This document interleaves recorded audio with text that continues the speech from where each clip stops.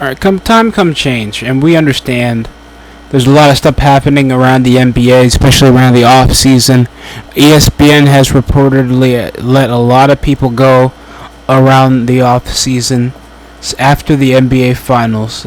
Double digits of tenured, notarized reporters, including NBA analysts over on ESPN like Mark Jackson. They're obviously not letting go of Clark Kellogg, but Jeff Van Gundy have been recently let go, and I understand they are notable. They're not Kevin Harlan and Reggie Miller. They actually have tenured analysts, and they're not annoying to hear, and have memorable quotes. Mark Jackson and Jeff Van Gundy. I don't mind their replacement of Doc Rivers and Doris Burke, female veteran ESPN analyst. That would actually be a giant change of pace. Will it effectively, really impact or improve the commentary for NBA basketball around ESPN? Because I think TNT still got most watch viewership over whatever happens on ESPN. And Doc Rivers, we understand his coaching tenure has been remarked. And hey guys, remember when I won the 2009 NBA Finals? And then everything else been first and second round upset, choke job, 3-1 leads, and just getting hit under the bus with his game planning while the players underperform. ESPN, declined to comment over on the decision, making Mark Jones now part of the B team. Mark Jackson now part of the B team, and letting Jeff Van Gundy go. So pretty much we got a demotion and a promotion for a reported experienced ESPN analyst that's been in the game for a minute out of Doris Burke, and somebody that's getting their foot wet after a successful tenure of coaching out of Doc Rivers. So I guess we'll incline his input and possibly backhanded comments to the players he used to coach, i.e. the Clippers, Magic, Celtics, and of course the 76ers. So I guess that'll be interesting input to get if you guys are interested. Chuck Hayes has been listed a personal scout for the Houston Rockets as of late, and the Warriors have actually inclined to hire him for a front office position recently around this week, around the 28th. That was by Michael Scotto. So I guess they're trying to get some actual scouts, because Jordan Poole traded, James Wiseman traded. I guess they're really trying to incline and actually try to scout over young talent, and knowing what's going to happen involving a free agency, and seeing Golden State's future if they still want to stick with the old course remaining. It wouldn't surprise me.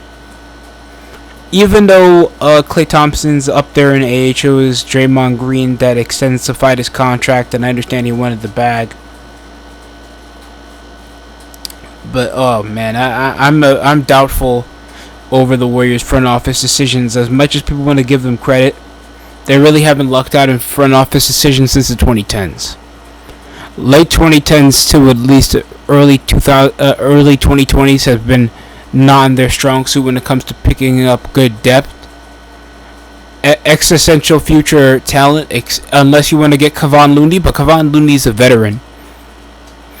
And Kuminga has to gel over to push over a small ball portion. There's even rotations that I'm seeing that they'll even push Draymond over in the 5 to just rotate and just know that they're just going to try to attack every team by threes. So it would not surprise me. I understand people are still on that memo notion that notarized that Damian Lillard still wants to play only for the Miami Heat. And I guess that wouldn't that memo go to the Miami Heat to signify a better deal or any financial compensation? Like, come on. I'm curious for how this is gonna work.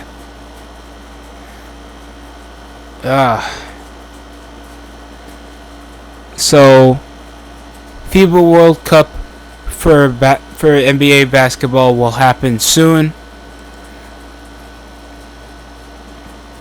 We got Finland, Japan, Australia, Germany, Brazil, Iran, Spain, Cote d'Ivoire,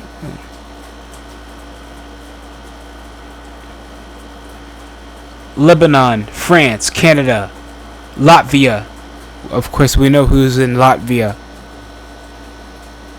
Montenegro, Mexico, Slovenia. Of course, we know who's in Slovenia. Lithuania, Georgia, Egypt, New Zealand, Jordan, the United States, Greece, Siberia, and China. Venezuela, Puerto Rico, Cape Verde, South Sudan, Dominican Republic, Philippines, Italy, and Antigua. So I guess this is a group stage over with the 32 countries in competition. I'm obviously gonna be watching. I guess I'm just gonna be watching the teams that are primarily in the NBA. So we'll watch a handful of Japanese team because we know Rui Hachimura plays for representing Japan.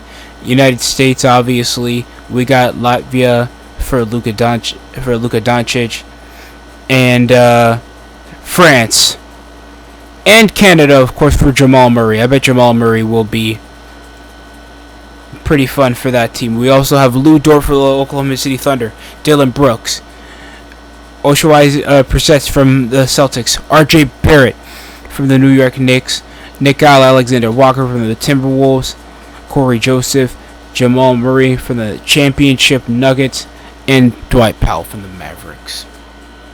The only weak thing is their 5 position, and I'm a bit concerned because I obviously got notable players, but who's the leader over on that team? And for any casual basketball fan watching, I guess if you want to spend some time around August getting some basketball out your system, go ahead. August 26th will be New Zealand versus the United States, so it will be late August.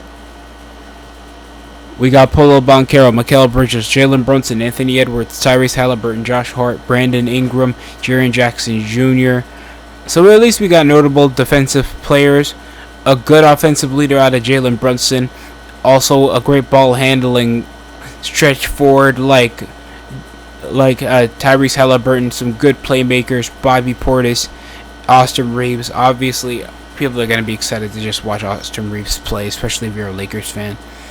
So that's at least the excitement in the air. Thanks for watching Sidelines Productions. We'll get over more updates later on. I gotta catch up over with some Yankees baseball. I understand they have been doing well this second half of the season, and the less I talk about them, the better, to be honest. So that's it from me. Thanks for watching Sidelines Productions. This is DST signing out. I'm gonna take my Tylenol.